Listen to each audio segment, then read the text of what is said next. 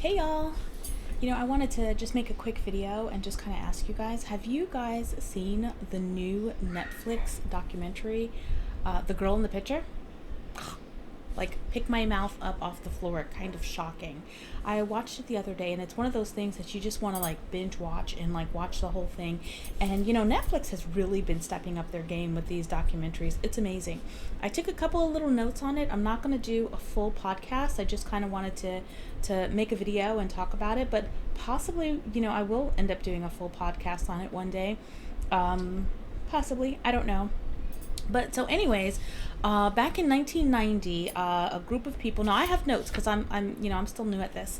Some guys driving down the road, they found some debris on the side of the road, and they decided to stop and kind of check it out. And when they did, they found a body, and it was a young lady, and they thought she had been hit by a car or something like that. So they went ahead and they stopped. They helped her. They took, they called the ambulance and things like that. Well, a much older man ended up calling the hospital, inquiring about her. He said he was her husband. He was, and age doesn't matter. I'm just saying that, but he just happened to be older. But he inquired about her. He said he was her husband, and, he came down there. And his name was Clarence. So he told her friends, she ended up being a stripper from Tulsa.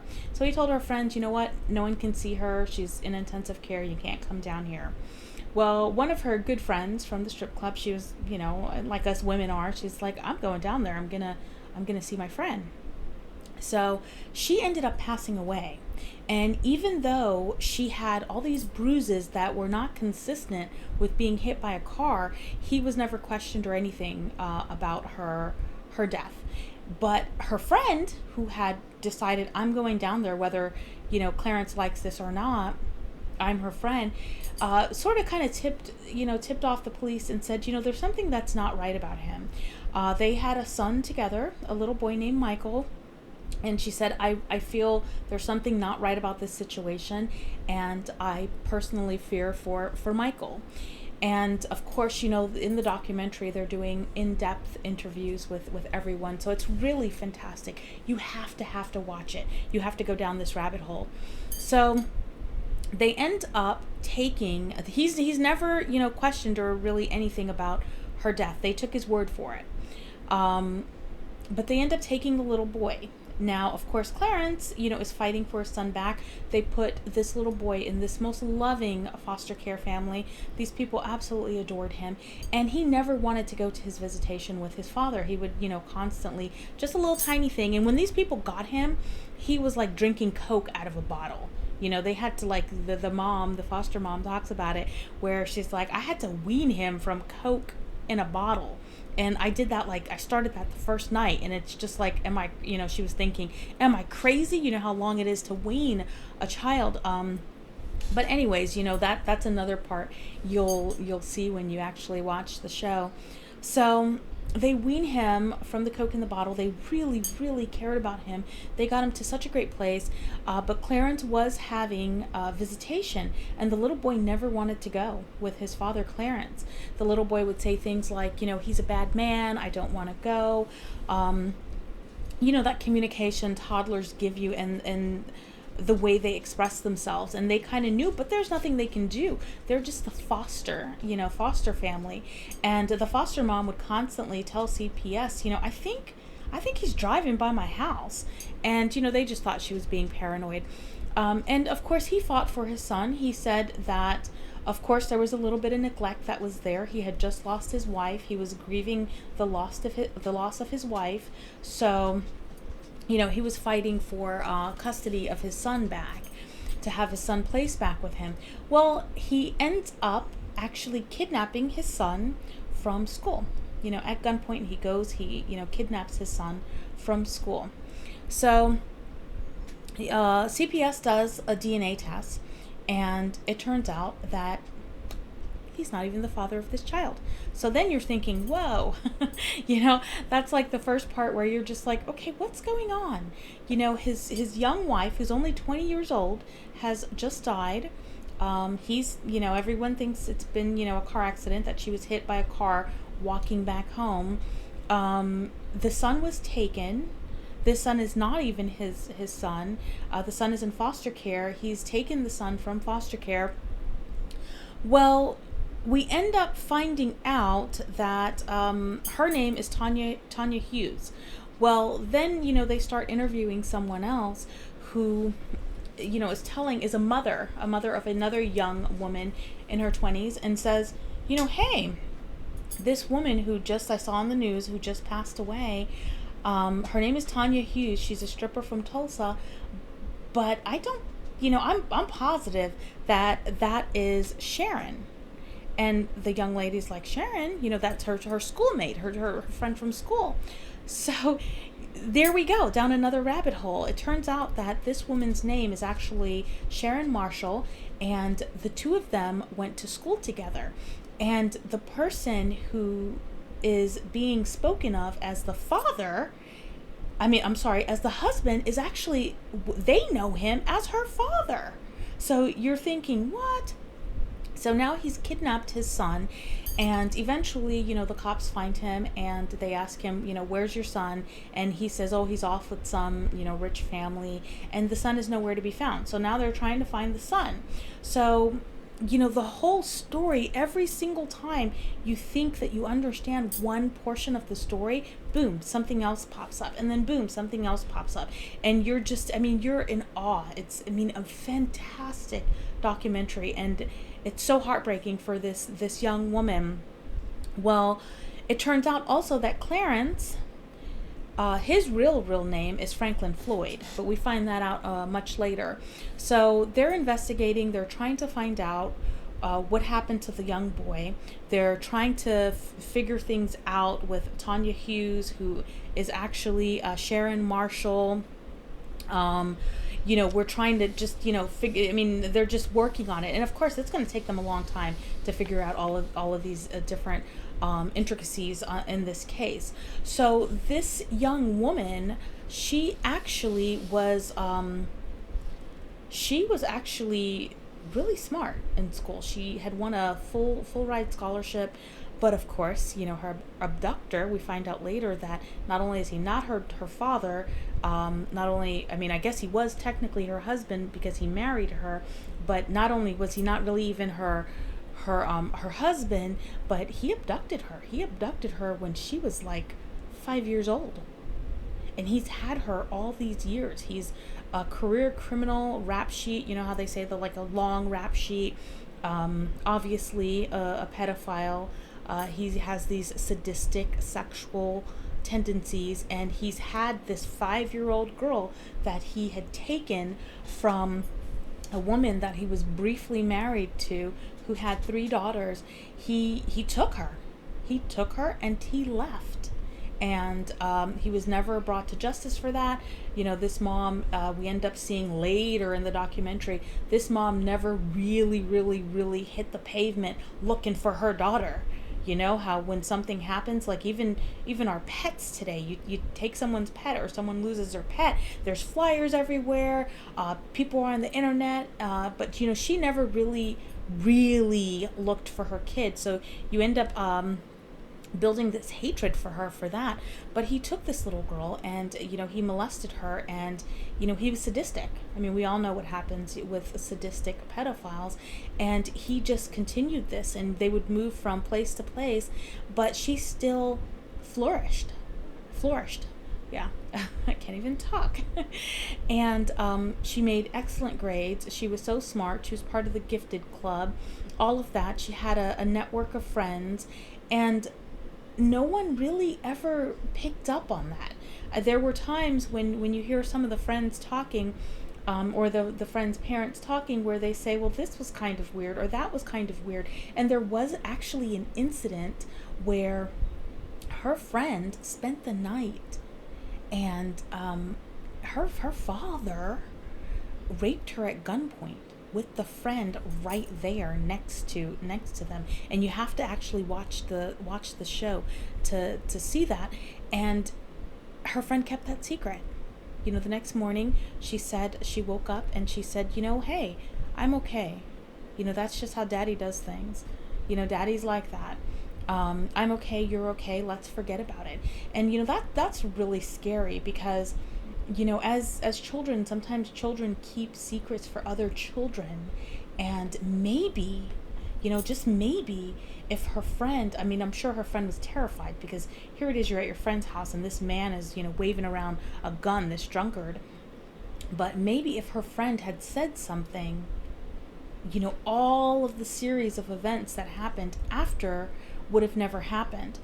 So, anyways, I'm just kind of going all over the place, and that's how the story is. You're just like, your mind is just like, whoa, you got to be kidding me. So, they eventually end up finding out that not only did she have this son that is now missing, because her husband, her father, her kidnapper, has taken him away, but she actually had a daughter, and the daughter had been in foster care, raised by a loving family, fantastic, beautiful young lady, and they did an interview with the daughter, and they got DNA from the daughter, and the daughter talks in the documentary, and things like that, and luckily they were, I guess Clarence was able to think, and I guess luckily, but I think there was an exchange of money or something there, but he was able to give this daughter up for adoption, so this daughter never had anything negative happen to her in her life, other than probably being in the foster care for a little bit, and she got adopted pretty early on, as most infants would be adopted. So anyways, it's just a crazy story. And finally, it turns out that Clarence does admit to killing the son. And I guess, he was a bad man to this son, the son that he treated, or he said he loved like a son. But obviously, I mean, a pedophile, let's be real. He said he killed him. He said he said, painless and quick, but I mean, well, I don't know if we anyways, but yeah, so he ended up killing the son. He finally, I mean, after years and years and years, he finally told them who Sharon was, because they had asked him many times, who is this little girl? Who is this woman? This rabbit hole is just basically swallowing everything. What's going on? And he would never say. So he finally, and that's how they were able to finally interview the mother and interview her father, who is still alive. They were able to finally, get there and interview the two of them. But once it finally comes together, once the whole story starts to piece together, I was actually watching it it was actually like background noise. I do that a lot as I'm working throughout the day. I need some sort of background noise. But then something would happen. I would hear something and I'd say, "What? You have to be kidding me." So you really have to. If you haven't watched it, it's one of those documentaries that you have to watch. The Girl in the Picture, and it's one of those things that make you not sleep at night. I mean, 5 years old, years and years and years of abuse. He pimped her out. He made her sleep with people for money. And you look at how resilient and how strong she was through all of that. She was still a model student. She was still able to achieve and excel.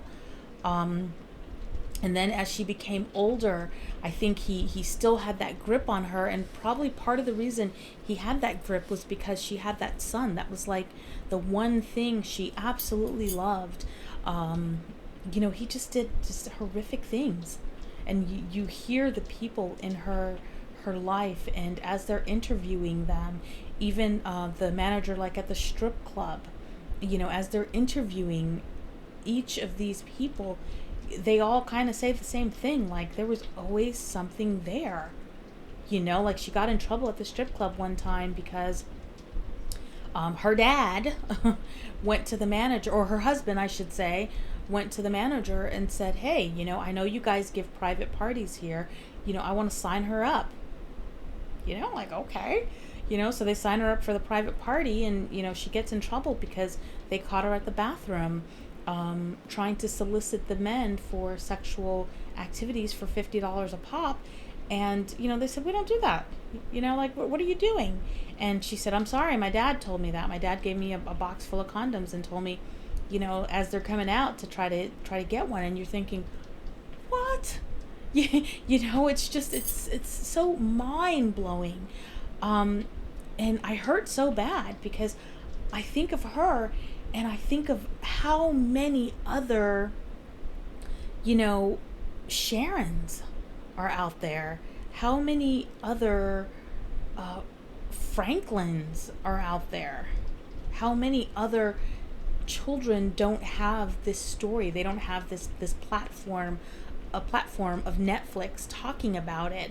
But it's a really, really great documentary, and I hope that you'll watch it, and it pulls at your heart. I mean, it really, really pulls at your heart. It makes you disgusted. It makes you sad for her short life, for her son's even shorter life, and then it makes you angry. I mean, so those two things, you start off there, and it makes you angry. And for me, the most anger I feel is actually probably towards the mother, the biological mother, because I'm just like, someone steals your kid? I mean, that's it? You look around the block or something? I mean, I know the other day, my dogs got out, and the Chihuahua, she likes to take off. I mean, she was like gone down the road, and it's like you put on your clothes and you put on your shoes and you go find that damn dog, and God forbids if God forbid you don't find her, you're looking and looking and looking under each nook and cranny, and it's just like, that's my pet. But then you're talking about your daughter. And I mean, at what point do you realize, because the mother had 3 daughters, and she spent I think like a month or so in jail for check fraud or something like that, and he takes one of your kids and drops the other 2 off at Child Protective Services, and you don't think, what the hell? This man who I'm not even, I haven't been married to for a long time, these are not his biological kids to begin with. Why the hell did he pick one of my kids out and leave the others? And, this girl survived. She survived. She survived all those years. And like I said, she excelled. She absolutely excelled.